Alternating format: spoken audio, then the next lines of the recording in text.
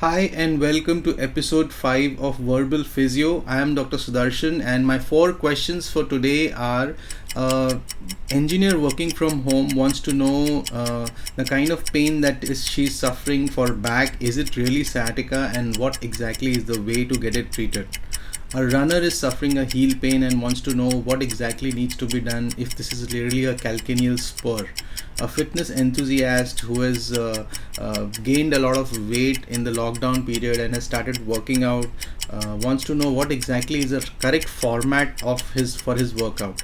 And we also have a physio whose question is that presently she's working in a polyclinic. Is it worth investing and putting up a setup altogether?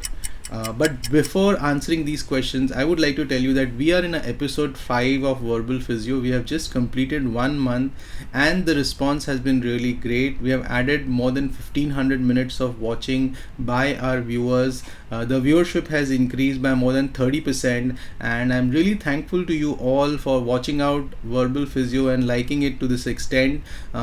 Keep pouring in your questions and all your doubts, whether you're a fitness enthusiast, whether you're struggling from an injury, or you're a runner or a cyclist. I can help you out with your queries and answer all your questions. Here is the link to put in your question, that is drsudarshan.co/question. You can put in your question in detail and I'll be more than happy to answer it in the upcoming episodes. Well, thank you so much for all this response, and let's move on to episode 5 with our first question for today.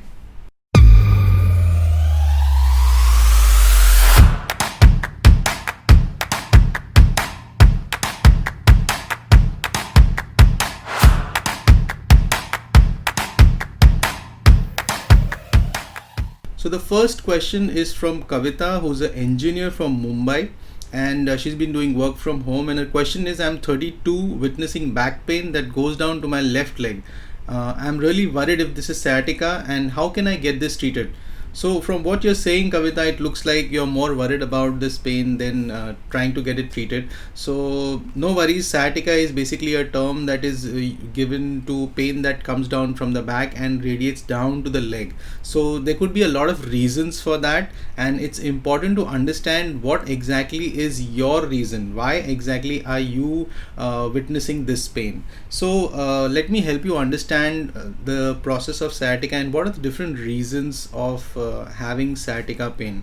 So sciatic nerve is basically the longest and thickest nerve in the body, and it comes from L2 to S3 nerve roots. Okay, so these are the nerve roots that are involved in order to build up this whole nerve, which is the thickest and the longest nerve. Well, many reasons for you to have sciatica pain. One of them is a disc bulge, and probably you can have an inflamed joint. You can also have an irritated nerve, but most commonly you can also have a muscle spasm. From what your presentation looks like, typically a 32-year-old, a bad ergonomics, probably because you're working from home and doing these activities for long hours without rest could actually result in a muscle spasm, which could probably be at around in your piriformis, or a specific muscle which actually just presses onto the sciatic nerve, and that can cause and mimic symptoms which look like a sciatica. So there is not much to worry about it. My suggestion to you is you should start up with a few stretches, specifically piriformis stretches. Doing ice pack and heat fermentation, can both of them can actually help, because ice will help you to reduce your inflammation and heat can help you to actually improve your blood supply to that particular joint, and this will really help you to release that pain. But maybe if you do this for about 3 to 4 days and if you feel better, that's great. If not, you must visit your ortho or your physio and get this treated as soon as possible to ensure that it doesn't last for long. So this is your therapy for sciatica. Thank you so much for writing in once again, and let's move on to the next question. The next question is from a runner. His name is Bhushan. He's from Ahmedabad and he wants to know, I'm a runner and I'm suffering from pain in the heel for the last 2 months, which is typically more in the morning, and I also notice that when I sit for long and then try to stand or walk, this pain increases and it also causes me to limp. Is there a solution?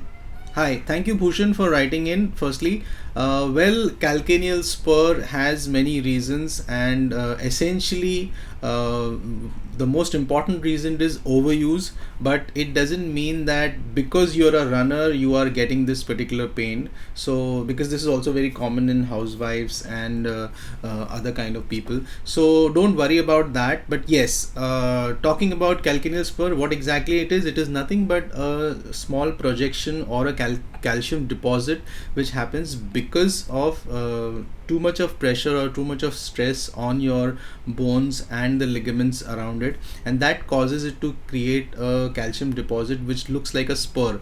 Now this spur will stay in your body, and it cannot, it as long as it is removed surgically. But the good thing is that most of the time these surgeries are not required because it doesn't get severe. The solution here is that you need to, typically change lifestyle forms. Okay, you need to understand what exactly is causing these pains. For example, as you're a runner, you need to see to it that you're doing enough warm up, a good amount of warm up before you start your run. Early mornings this pain is very very common, so it's very very important that you do a lot of foot movements before you step on the ground. First step that you take on the ground, you to do a lot of foot movements in order to ensure that you are bringing back the blood supply, because throughout the night when you sleep, the inflamed area is really sore, and when you try to put the first step, you really get a very bad ache or a pain. And after walking for about 15 to 20 steps, once the blood supply comes back, you feel better. So a good option is that you do a lot of warm up before you step onto the ground in the morning. And second thing, when you start treating it, ice packs are shown to give more results when it comes to treating this particular problem. And you can actually see to it that ice packs will give you better results. Epsom salt bath is also supposed to give good results for this whole issue. And you need to do a modification in your footwear. That's very very important. Check out the kind of shoes that you're wearing. If your soles are not giving you the kind of support, that could also be one of the reasons where you can get this kind of pain. A good amount of stretch, like stretching your foot, stretching your calf, is very very important before you start running and even after your runs. So make sure you incorporate these activities. And if still you don't see the results, maybe you should visit a physio and get few sessions of ultrasound done. And your physio can also check on your exercises, and probably if required, he can always try and work on your exercises and improve that, build up a warm-up strategy for you, and give you the right kind of advice. So I hope I have answered your question. Thank you so much for writing in once again. Third question is from Aanchal, who's 24, and she's from Thane. Her question is, I've gained about 10 kgs in the lockdown, and off lately I have started working out with different exercise available online, but I wanted to know what would be an ideal exercise format for my body and the amount of time that I should spend on exercise. Okay, that's a good question. And congratulations, Aanchal, for losing about a good amount of weight that you had gained in this lockdown. Well, talking about the exercise format, well, exercise format completely depends on what you like and how you enjoy your workouts. Okay, your exercises should not be like a punishment to you. You should be able to incorporate these, and you should be able to enjoy your workouts. This is what matters essentially. And secondly, if I talk about the components, it should involve all the components of exercise, like flexibility, it should involve resistance training, it should involve endurance also. And you also need to make sure that don't make it like a ego game. Okay, because a lot of people, when they start exercising, they actually start putting it through a different form altogether, start making it realize that you can do this, you can do that. Give it your own time, because if you see someone who's already doing this, understand that he has taken a lot of time to do it. It has been his own journey. So don't try to push too much on that, because that can probably result in some sort of injury. Secondly, talking about a time of exercise that you need to spend, if your goal is to lose weight, you should be spending about more than 1 hour or so on a weekly basis, regularly on a daily basis, and this should go on for a week on a regular basis. You can take a break once in a week and have a 6 days of workout regularly, about 60 minutes. If possible, you can also spare another 20 minutes for 3 days and do some sort of workout in the evening also. If you're doing 60 minutes in the morning, maybe around 20 minutes in the evening. That can also help you in order to lose weight as well as enjoy your workout format. So make sure that you involve every component. And one most important thing is that don't make your workout dependent on anything.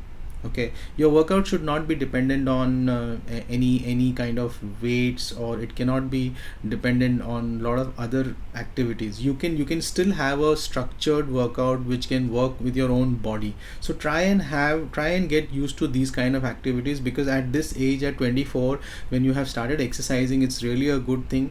And I just hope that you can continue this for a very long time. And if you have to do this, you don't have to be dependent on anything, because the moment you get dependent, you will feel, since I don't have an access to this particular thing, I cannot work out, which is not the case. Your human body, the weight of your own weight is the best form of resistance training that you can do to yourself. So think about it and try and select your exercise format accordingly. Thank you so much for writing in once again, and I hope I have answered your question. And the last question of the day is from a physiotherapist. Her name is Richa Malhotra and she's from Jaipur. And she writes, I'm working in a polyclinic, but investing in rent each month for about 30 to 40,000 doesn't seems to be possible, where I don't have to pay rent and bills. Do you think is it worth to invest that kind of amount?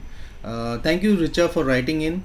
And as a physiotherapist, I'm sure this is like a catch-22 situation where we do understand that having a big space is one of the most important infrastructure for physiotherapists, because once we start working out with the patient, whether it is exercise or whether it is modality, we need a huge space. So whether it is now or later, this has to happen, because once you are working in a polyclinic, you have a very limited scope of work, which is limited number of hours, specific one or two patients that you can see maximum, and less area for exercise. And so these are all the limitations that you would probably have in a polyclinic.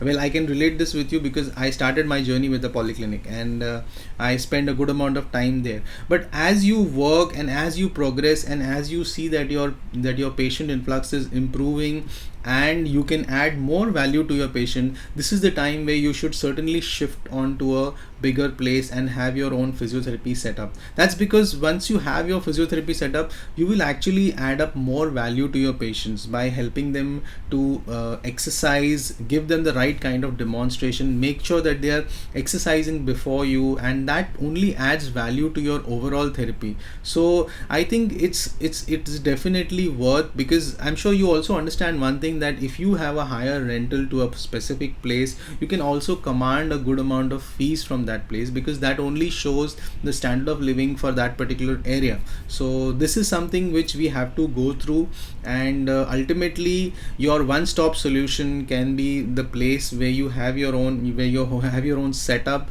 And this is where you can always see a lot of patients. You don't have a time limit at all. You could see patients for 4 hours in the morning, 4 hours in the evening, probably even in the afternoon slots, and you can utilize that place in a lot other ways also. So just make sure that yes, it is worth, and you should definitely take that step, but make sure you have been able to create an influx for yourself. If you have a very good influx, then it is the right time to do it. So spending some time in your polyclinic and building up your name in that particular whole area will be a good option, and eventually, yes, you can try and graduate to a better area and a better option. Okay, so thank you so much, Richa, for writing in, and looking forward for all you guys to put in your questions here in this section. And here is the link for you to put your questions. If you want me to answer your questions, it's drsudarshan.co/question. Thank you so much for watching this Verbl Physio, and I hope to see you next week with more questions and more interesting ideas that I can help you out with. Thank you so much. This is Dr. Sudarshan Singh signing off.